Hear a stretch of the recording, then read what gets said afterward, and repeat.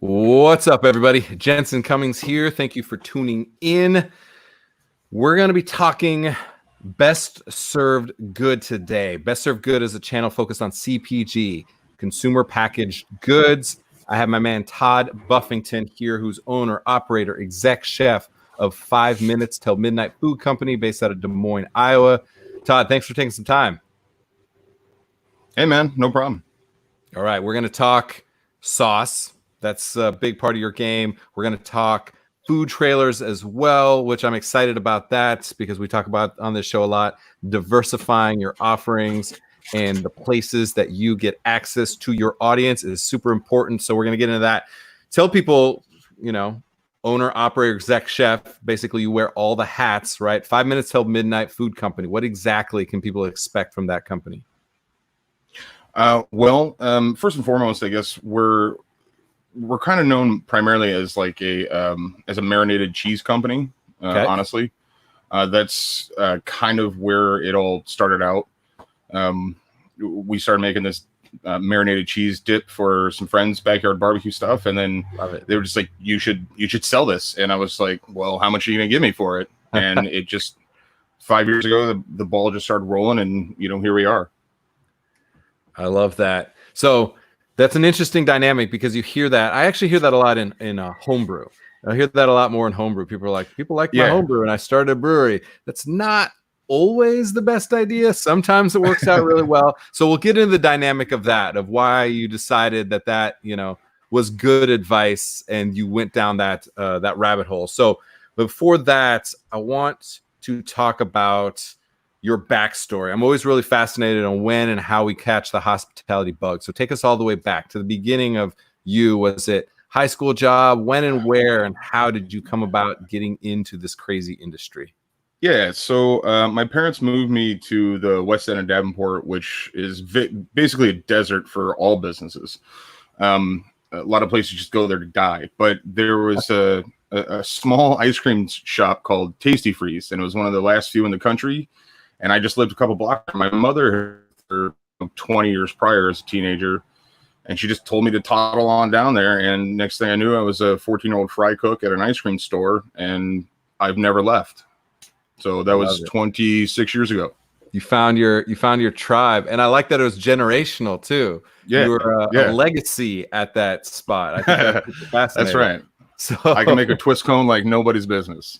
I want to put you to the test at some point. I feel like that's an undervalued skill in our industry, to say the least. So then you're in it at a young age, right? You need the job. Mom sends you on your way down the block, and you're working there. You're in it, and it was clear because sometimes we don't know. We have a job in the summertime, and then we go to our real job or college, and then we find our way back. So you were in it. You and I met when I went back to our alma mater. It was only called Des Moines Area Community College, DMAC, when I was there. But you guys leveled up, and it was the Iowa Culinary Institute. Talk about what school. ICI. Talk about, I did a little talk fermentation. You and I geeked out, both fermentation nerds, both beer and food enthusiasts for sure. So how did school come about? Why did you decide that was a path that was going to lead you to where you wanted to go in the industry? Well, I worked a couple jobs to help my ex-wife, basically so we could survive, law school and all that stuff. And I decided that I would rather cut my own head off than sit another day in an office in any capacity. So I got out of that and went back to food and started this little food trailer called Melts Without Borders. We did a lot of different melts and grilled cheese and that sort of thing, and hit all the brewery scenes and stuff. And it went so well that we were like, we need to take this to another scale. Well, I was the only one with cooking experience, and so we go to the bank, and the bank said, well, we don't think you're quite serious enough. Like, you don't have any credentials, you never went to college. Maybe you should come back in a couple years when you have some sort of degree. Tell us you're really passionate about this. I was like, well, I guess this is how small business gets started. So next thing I know, I'm enrolling in ICI just to pump out that paper, and it turned out to be a pretty good experience for the most part. but being an older student, sometimes detrimental. You spend a few years in the kitchen, you get a little arrogant, kind of dickish towards younger people, because you think you know more, but you really don't. I mean, everybody's the same in school. Like, I may have more skill sets than, somebody 18 or whatever, but at the end of the day, it was a humbling experience, because it taught me to just relax, have a lot more patience, particularly with the younger generation of cooks. And then, I met some of the best friends I think I'll ever have in this entire world through that experience. Some of them are deceased now, and some of them are no longer in the game, but it's good. I mean, I got friendships out of it. I got a wealth of knowledge, and it also enabled me to stop being so scared of just taking a chance, and failing every single day. So that's what I took most out of it. I like that. I like that you talked about the relationships. So much of this show is about relationships. Tomorrow's guest, Ben Hayes, and I went to culinary school. We were in the same crew together, right? So for, a year and a half, almost 2 years, like, we were busting out menus together and stuff. We were part of that core team. And 15 years later, like, we just picked up and vibed again. And I think it's an important thing, is that the relationships that we have are almost more fundamental than learning about the French sauces. Like, I use that sometimes, but I really use the human capital and what I learned from the interaction of people way more than how to truss a chicken. Like, I learned 17 more ways to truss a chicken that don't, it doesn't really matter. So and I'm interested in that dynamic. So then take us forward. You decide to start the sauce company, the marinated cheese company, kind of you're in that space. So take us from the backyard barbecue and doing the marinated cheese to saying, I'm going to make this a full-fledged business now. What did that look like? What was that transition like? And did you have to run into the suits again and say, I'm looking for some money, I'm looking for some investment? Like, talk about the dynamic of starting your own business. Yeah. So when we decided to start doing the packaging products, and we started offering, little 8-ounce tubs and quarts of our cheese, and as the line grew, our popularity grew, just through word of mouth. We would trudge out every day to bars and to breweries and to parks and anywhere that I could find a group of people, and I would shove a cracker with cheese in their mouth and pop open the cooler, and $5 at a time.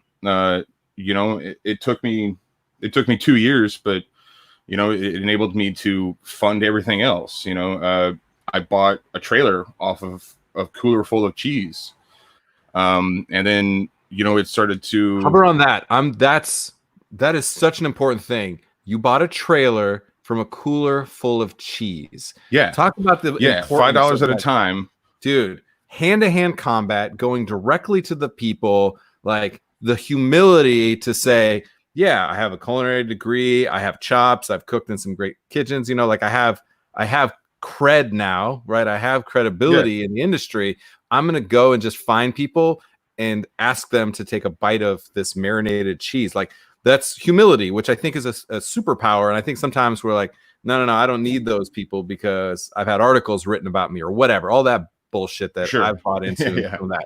Talk about the importance of that, the hustle and humility to go out there and $5 at a time. Like, touch on that. Why is that so important to you?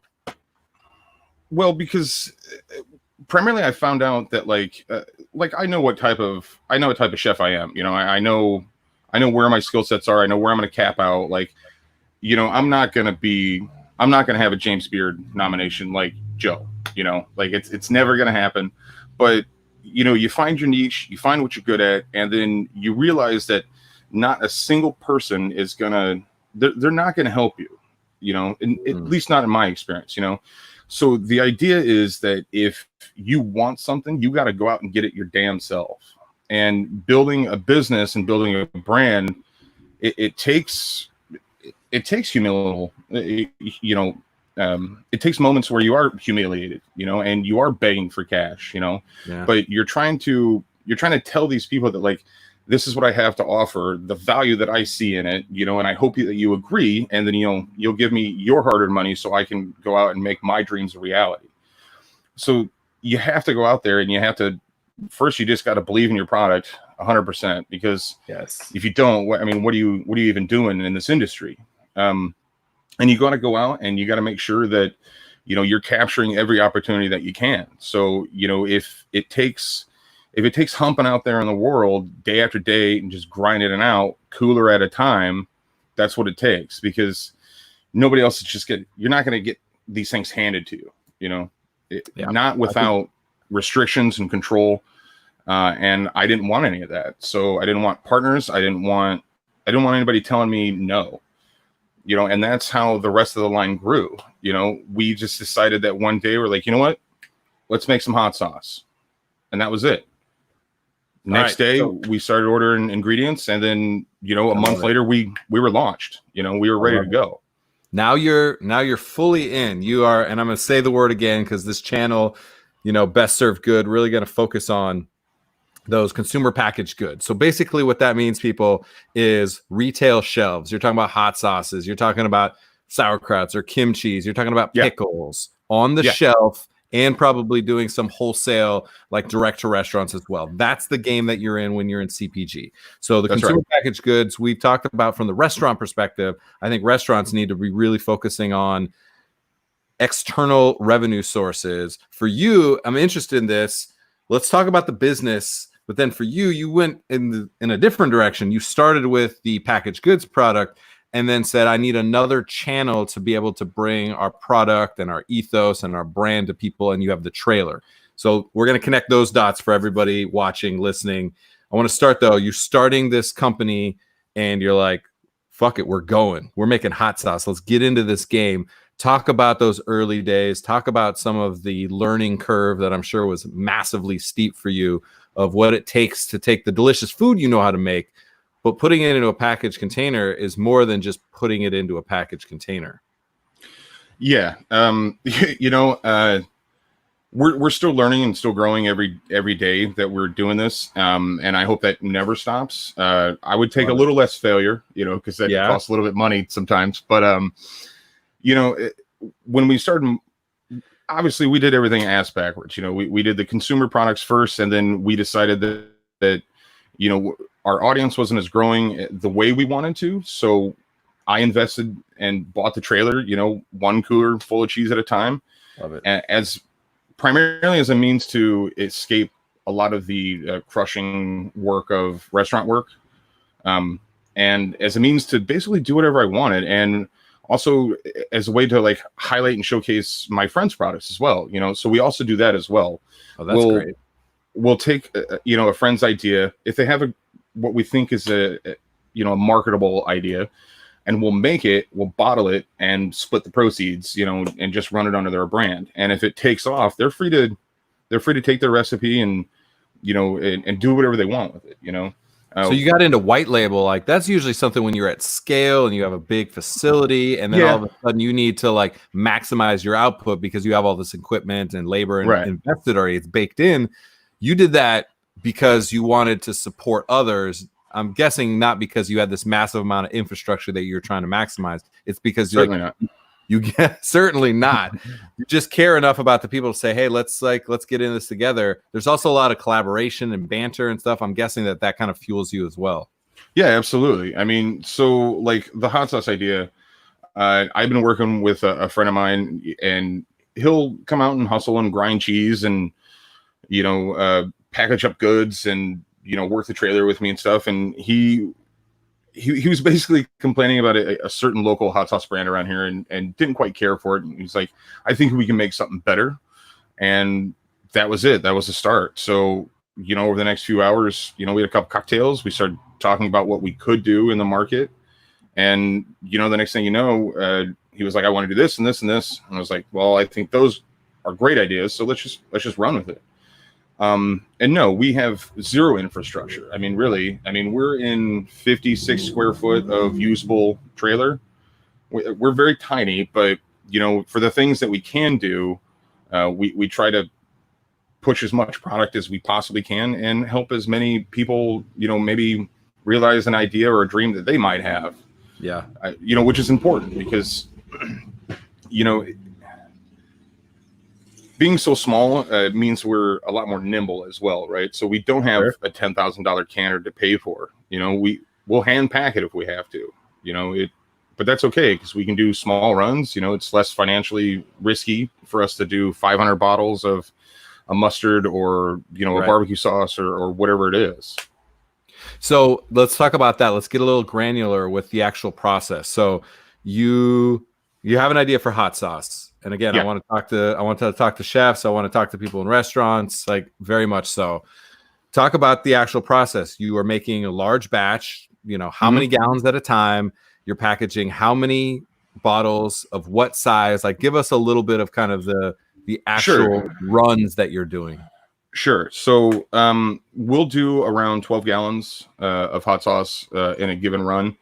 And then we'll, after it's done fermenting and cooking and, you know, all the things that we do to it, we end up doing little 8-ounce Boston bottles, right? Yep.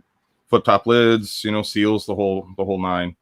And we will literally sit there with a funnel and a distribution bucket and just crank them one at a time. Yeah. Yep. So, you know, it's it's pretty rudimentary, but, you know, it gets the job done and, you know, people seem to like it. So that's good enough how for much, me. give us a little bit of economics, like the packaging itself. How much does one unit cost you from the unit itself, the label? Kind of give us a little bit of the economics of that.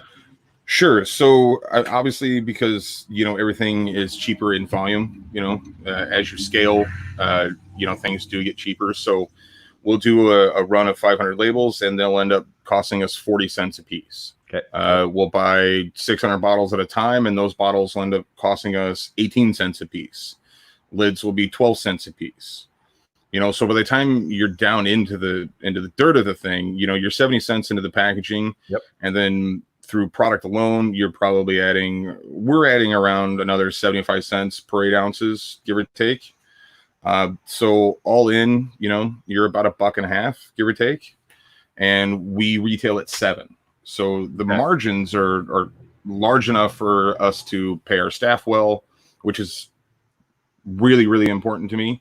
Yes, if the market will bear the price on our packaged goods, I'm going to charge that so I can pass on that money to our employees, because this is a hard business and not all of us are paid well enough in order to survive. So that's one of the things that we wanted to make sure was first and foremost. We'll take a much lower profit return to make sure that the employees are treated well. So aside from labor, you know, we're getting really good returns on our products, you know, and that enables us to explore, you know, new products and screw up some really good ideas now and again too. Oh yeah.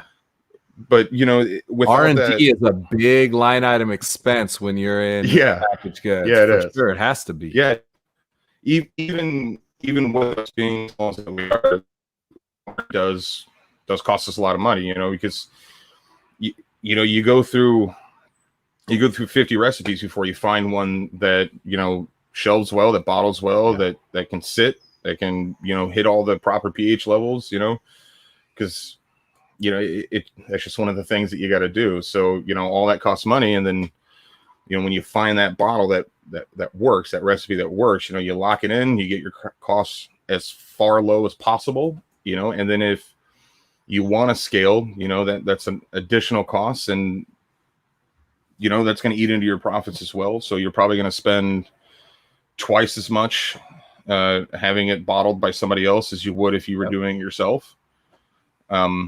But, you know, that also allows you to reach greater heights too. So, you know, if we were having it done by a co-packer, you know, we could possibly enter, you know, the larger markets like Hy-Vee, you know, that's not really the brand. That's not really the direction our brand is trying to take.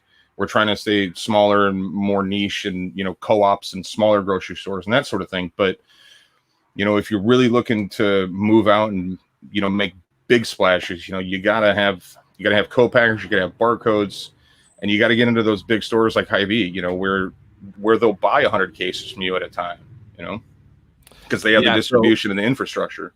So co-packing, to give people an idea, basically some of the economics we talked about, you're $1.50 into it, package, product, labor can add at your scale, maybe a little bit more than like a half a buck, but somewhere around there is usually a good starting point. So you're in for $2. And then a lot of times you're talking another. For labor, it doubles our cost, honestly, per bottle. Yeah. Because that's what I figured for you, like at such a small scale. Yeah. No, that makes sense. So, and then when you're talking about, and the reason I'm digging into this a little bit is because I think restaurants need to kind of hear this, is probably about another $1 to $1.25, something like that. If you go to a co-packer, the reason that I mention it is because there's an opportunity for brand. And you mentioned the places that you are, and you mentioned going out to the park and just slinging cheese. So I'm fascinated in going to where the people are. When I think about being able to bring your brand into people's homes, there's so much value to a revenue stream, but also a brand position.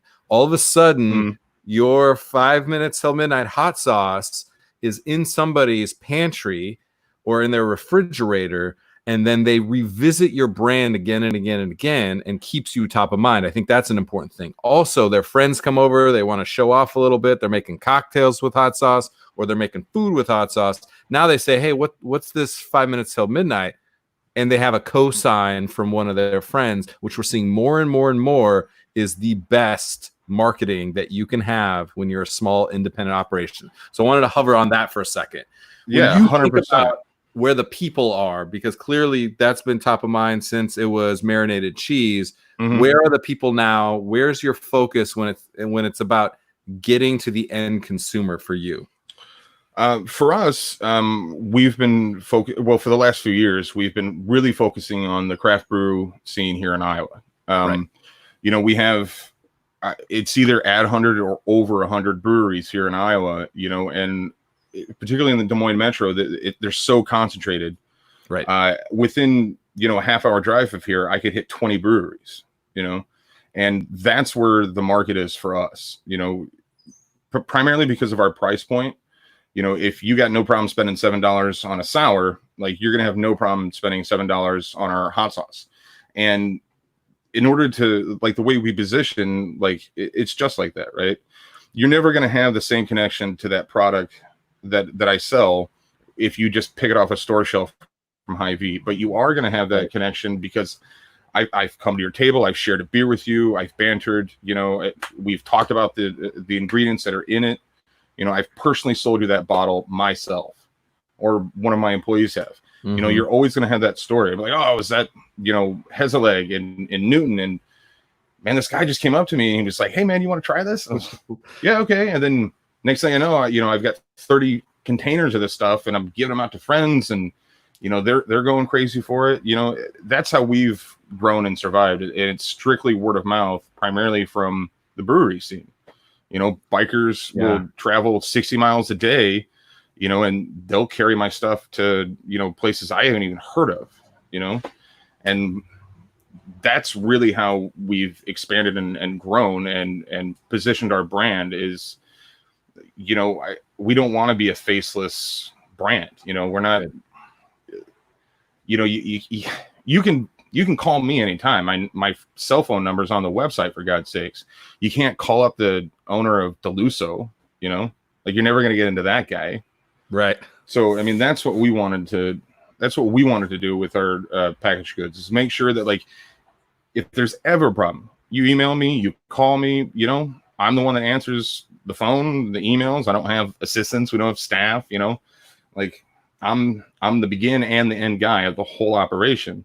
See, so, and I love that. And you getting in front of people. Also, Liz says that beard guy is cute. That's exactly it. You're getting some face time. And if the beard is just like working that day, then you're selling fucking hot sauce. And I think it's an important thing. You bet your ass. Get in front of the people. I love it. So these last couple minutes, I want to touch on some of the people that really impact you. And you mentioned some of the brewery side of kind of what you do. So let's take the last couple minutes. Who are some of the people that we need to take a couple minutes and highlight that are working alongside you, that have been instrumental in kind of getting you to where you are? So my buddy Travis, who is kind of my right hand guy, he's the one that's probably worked with me the longest on this. He's the one that was like, let's do a hot sauce, man. So we did it. He's one who's like, well, let's try this special out. So we do it. Love it. He's the guy that has absolutely no boundaries in his brain. So That's great. if he thinks of something, he's just going to say it. And if it's a good idea, we're going to take it and we're going to run with it until we, can't go any further with it. He's very important, he's the guy that's taught me to be a little bit more braver with some of this stuff. We've always been kind of a, can we curse on this show? Can we curse on the show? Oh, sorry, you're cutting out. Fuck you there? Yeah. Okay. All right. Sorry. Yeah, a little bit of internet problems. Yes, you can. Right on. Okay. So we've always been kind of the fuck you company. If you don't like something, fuck you. And Travis is definitely that guy for me. He's the one that always tells me it's like, well, if they don't like it, fuck them. And that's it. So he's definitely been instrumental in carrying our brand a little bit further ahead. And everybody that's worked with us in the breweries have done an amazing job of supporting us as well. Particularly Liz Long, who thinks the beard guy is cute. She was a GM at Fire Trucker when we were first getting started, and they invited us in, and it really got our name out there as well. Because they were a brand new brewery, we were a brand new company, and we just kind of grew up together. Intersecting along the way, and now she's the mother of my children, which is wonderful. You never know where careers in life are going to take you. Mm-hmm. And then I'm probably not going to name too many more names after that, honestly. I can tell you that, working in this industry, you learn a lot what you don't like, and you try not to emulate some of those behaviors. So, shout out to all those dickheads that we worked for in the past. You really taught us a lot. Good story. And, that's really where we are most of these days. And then, our friend Stu, that owned the Smoke Shack over in the Drake neighborhood, he passed, and always like to bring him up because he was one of the best guys I ever knew, and I think about him every single day. Always telling me that you just gotta. If you want something, you just got to go get it, and to hell with everybody else. So I like the swagger and the attitude. I think that's really, really great. You're gonna see a little bit more because I'm coming to get some sauce. I'm excited about that. So hell yeah, audience, look out. We'll be talking about some sauces a little bit more, and I'm super fascinated, especially again because fermentation and sauce and CPG is something that I'm super passionate about. The beer side, I love the way that you're thinking about that, and I know that's been important in the way that you're actually positioning your products to be able to pair with beer. I'm a lover of that all day long. That. Everybody knows that who's met me for 35 seconds. So for Todd, sure. I really appreciate you being on. I love what you're doing, man. I really, really do. Thank you. Think it's important, and I think it's the humility and the hustle is my big takeaway from this. I think that is such an important thing, and we struggle with it within the industry, and we get too high on our own supply. And you're just saying, I just want to get the good shit to the people, and I really appreciate that, Todd. So thank you for taking some time. Thank you for being on the show. Thanks, man. Appreciate you having me. All right, brother. You be good. Have a great day. I'm going to see you in a little bit for some sauce. All right? Sounds good, dude. Thanks. Cheers. All right. Todd Buffington, 5 minutes till midnight.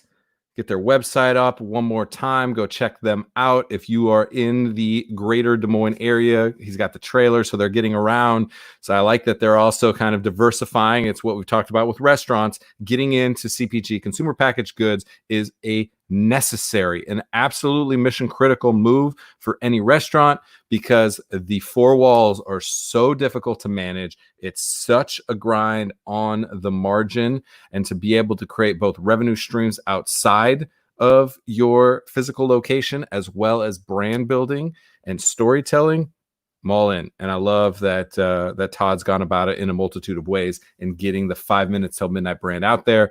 I'm going to get some sauce today. I'm excited about that. So great show today, everyone. I appreciate you as always. Cheers.